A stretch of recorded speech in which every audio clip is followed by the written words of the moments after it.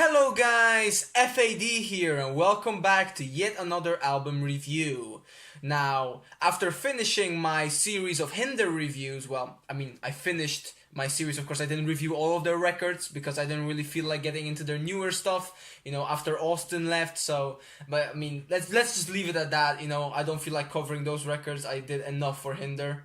But after doing that, it's time to return to another band, and that band is Fury of a Deadman. Now, some of you might know that I actually reviewed their debut album like ages ago. I don't even know exactly when it was, but it doesn't matter. It's been quite some time since that review, but it's about time that I continue it. I mean, someone in the comments of an older review asked me to finish off my reviews of the Fury of a Deadman discography as well, so I guess that's just what I'm gonna do, and of course, after already having reviewed their debut, we're just gonna go to their second album, which is 2005's Gasoline.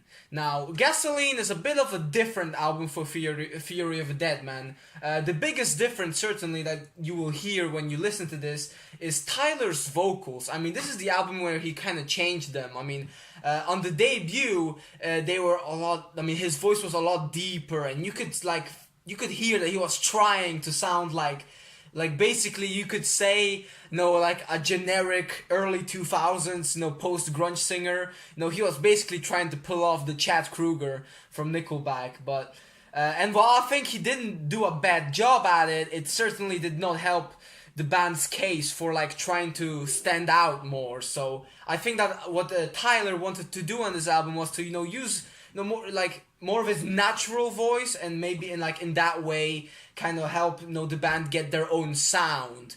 And I guess it didn't really help all too much, since of course to this day the band are still being called a Nickelback clone. So but I like the band, I like a lot of their music. I mean, their newest album is a bit of a different story, but we'll get to that record eventually. Right now we're covering this album, and I gotta say, I mean, I really liked the self-titled debut, but this is also a very good album.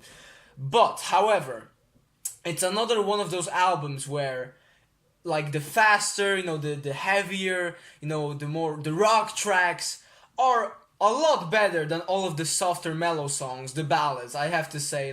It's kind of similar to Hinder, in my Hinder reviews that I've been doing before this. I always said, oh my god, the heavier songs are much better, and it's kind of similar on this album for this from Fury of a Deadman. I mean, I gotta say, tracks like the opener, Hating Hollywood, the No Way Out, Quiver, Better Off, Say Goodbye, which is definitely my favorite track on the album, Me and My Girl. I mean, those are definitely the highlights. Well, then you all of the forgettable tracks that are not bad, but just, I mean, you don't go into the album thinking, oh yeah, I'm gonna listen to that. Songs like In the Middle, Since You've Been Gone, Hello Lonely. I mean, those songs are just forgettable, especially when you put them right next to some of these great tracks that I previously mentioned. And like I said, they're not necessarily bad, but they're just nothing special at all. You just listening to it, and after they're finished, kind of forget what the hell did I even listen to just now. But yeah, that's just how it is. Luckily, though, there are not that many ballads on here. I mean, there are a few, but there are certainly more, proper rock songs here. And there is actually one good ballad, which is the Santa Monica. I mean, the reason for that is probably because it was a single. But yeah, that's probably the one very good and memorable ballad from here. And even then, it's still not really up to the level of some of the the best tracks on here. But yeah, Santa Monica, and if we're just looking at the mellow tracks, the softer ones, then Santa Monica is definitely a highlight. I mean, just a nice track. I mean, you can feel the emotion of it. Tyler singing about this girl, this relationship that was doing so great, but then suddenly this girl just left. I mean, she left him to pursue better things. I mean, yeah, better things, to go to Santa Monica. And was it the right decision? I mean, if you watch the video, then not really, the music video for the song. And actually, it really reminds me of a future Fury of a Deadman song called Hurricane. Not necessarily in its sound, but definitely in what its topic, and also the music video. But I'll get to that song whenever we get to that album. Right now we're doing this. And yeah, that's it for the ballad. So like I said, Santa Monica, definitely the highlight there. While later songs like Hello Lonely, Since You've Been Gone, In the Middle, which is the last song, are just really forgettable. And also the song, track 11, Hell Just Ain't the Same. Like, it's such a weird song because it's super short. It's like around a minute long.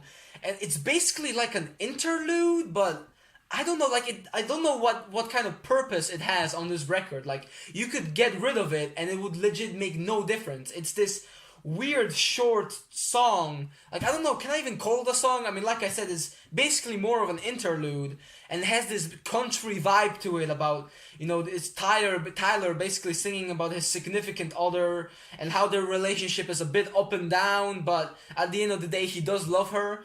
I mean, and Hell Just Ain't the Same without her. And it's just a weird track, really. I don't really get it. I don't know why it's here. Like, it kind of feels like the band, like maybe Tyler, I mean, was writing songs. And then he just really liked he liked the chorus of it. And then, like, he couldn't really come up with anything else. So he just decided to put in this 1 minute segment onto the record. I don't know, guys. If you guys know something about it, tell me in the comments below.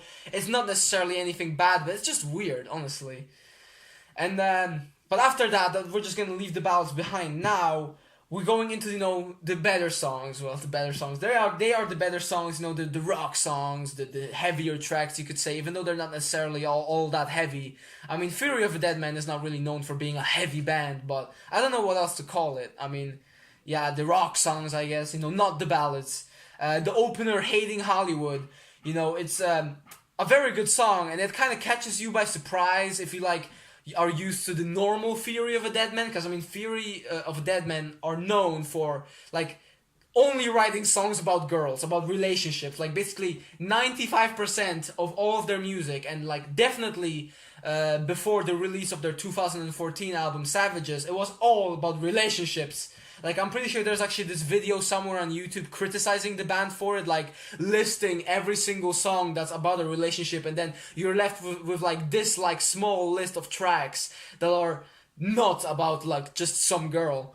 And it's kind of funny, actually, but I never really minded it too much. But Hating Hollywood is actually one of their songs which is not about a girl. It's actually, I mean, as the title suggests, it's about Hollywood, and it's critiquing it, It's basically saying how the world of Hollywood ruins you as a person. I mean, you spend all your life waiting for that phone call, landing your acting role or something like that.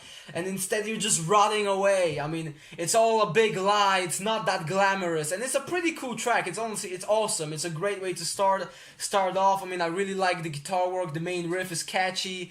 And, some good vocals from Tyler. This is, of course, the first song that he really shows off his, different vocal style, of course, after, using that Chad Kroeger one on the previous record. And, yeah, overall, just a very good way to start off the album. It's followed up by the song No Way Out, which is not quite as good, but it's still definitely a good song. It's kind of a track about, it's your typical song about having these two sides of you, these two personalities. You got the devil and the angel.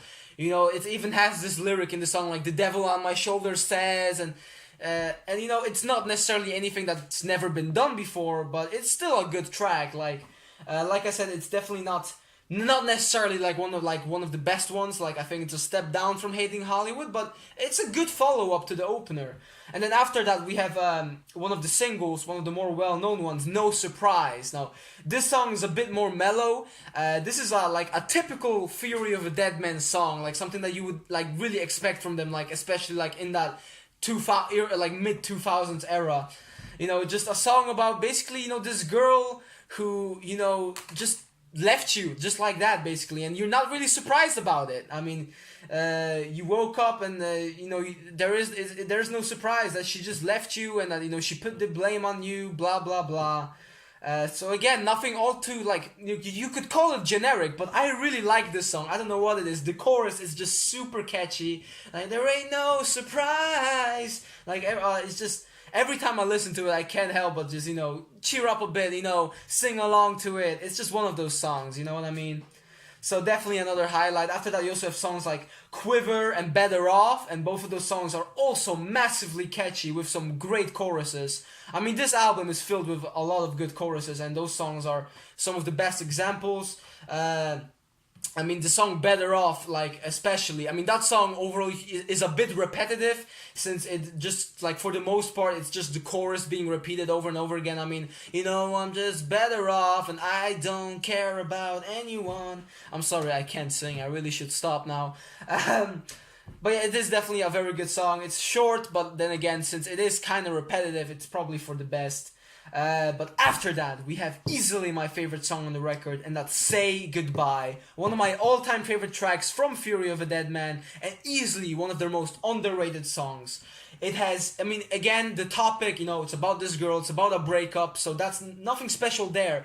But I just love when every time the chorus kicks in, it just feels so epic, like, will anything change your mind? One-way ticket was a pretty good sight. And then the bit with just him saying, say goodbye, say goodbye. It's so awesome. Like, I love that song so much. Like, every time I listen to it, I just can't help but feel like a badass. And, yeah, I mean, some of you might disagree, but easily my favorite song off of this record. Just such a highlight, honestly. And after that, we have another good one. I mean, the next rock song is Me and My Girl. Now, this is again just like, it's kind of, again, definitely one of the best. Like, I'm sorry. My commentary is a bit rusty in this review, like you might have noticed so far, but whatever. Me and My Girl. Great song, about this relationship which slowly deteriorated, and you just kind of realize that all this time, that girl really wasn't what you thought she was, and she was the enemy all this time. And again, just another great chorus. I mean, it's just me and my girl. Again, I mean, this album has some great choruses. I've said this before, but honestly, especially those the rock tracks, the heavier ones, they have some great choruses on here. And if you've watched my reviews before, I am a sucker for a good catchy chorus on a rock song. I mean, honestly, there's nothing better. So yeah, again, a very good song. And then the last proper rock song on here, Save the Best for Last. Now, it's not, I mean, contradictory to the title, it's not the best, but I mean, it's definitely not a bad song. Probably one of the more forgettable rock songs on the entire album, but I mean, considering all of them are pretty very good, it's not really saying all too much, it's not all that negative. It's still a very good song, with just, I mean, it probably has the least catchy chorus of all these rock songs on here, which is probably why I like it the least. But again, still a good song, better than all the ballads. And yeah, those were all of the tracks, I believe. So yeah, basically simple. The rock songs are great and the ballads are just forgettable. I mean, Santa Monica is alright. Santa Monica, I can dig that song. But the rest is just kind of lifeless, basically. Just kind of feels like it misses that big oomph, if you know what I mean with that. But yeah, so overall, I mean, it's just a very good follow-up album. I mean, they kind of changed their style a bit. Of course, they did not really go away too much from, post-grunge, hard rock. They really did stay there. I mean, Fury of Deadman never really changed their style until their latest release, which, oh my god, I'm really scared of getting into that album, which, I mean, it's not as bad as, it's not really that bad, it's not all bad, it's not terrible, but it's definitely their worst record. But I'm not gonna reveal too much. I mean, when I get to that review, I'll get to it, which I don't know when that's gonna be, guys, because school is back, and yes, I mean, man's gotta do what a man's gotta do, but it's taking up some of my time, I'm sorry. So I don't know how many of these reviews I'm gonna be able to make for you guys, but hopefully as many as I can, and yeah, hopefully my uploading will not become terrible. I mean, probably will, but whatever. Where was I? Yeah, a great follow-up album. Is it my favorite Fury of a Deadman album? That's a difficult question. I don't think I really have a favorite Fury of a Deadman album. I really like their discography, all around as a whole. Of course, apart from their newest album. So I can't really say, it's definitely up there. I think there are days when this album might be my number one, and then something else, maybe the self-titled record's my number one, or the one after this. It's weird. I guess maybe that has to do with just the band not really ever changing it up all that much, to the point where all their albums are they're kind of equal for me in my books. Of course, not counting the newest one. Yeah, that's definitely the worst one. Jeez, I'm just like spending way too much time talking about that record, aren't I? But whatever. This album, it's good.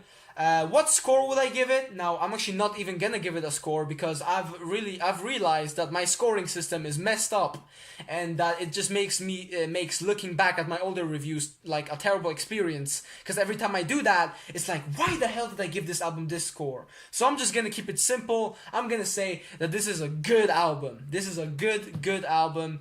And yeah, I'm just gonna be doing that from now on. Good or bad, simple. I don't know, maybe I can add some more stuff to that, like okay, or great, or terrible, like we'll see. But I just don't want to give out these scores because honestly they just make, like I said, they make it so cringy for me to look back on all the reviews.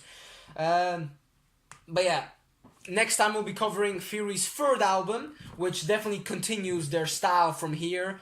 And definitely it was their most successful one, so that's gonna be coming up. Definitely their most well-known album, Scars and Souvenirs.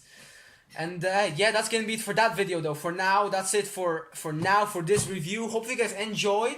Tell me guys what you guys think in the comments below of not only this album but also the band as a whole. I mean, Fury of Deadman, I mean, it's another band that a lot of people tend to hate because of course they're Nickelback light and all that kind of stuff, and they're generic. They didn't deserve all of their success.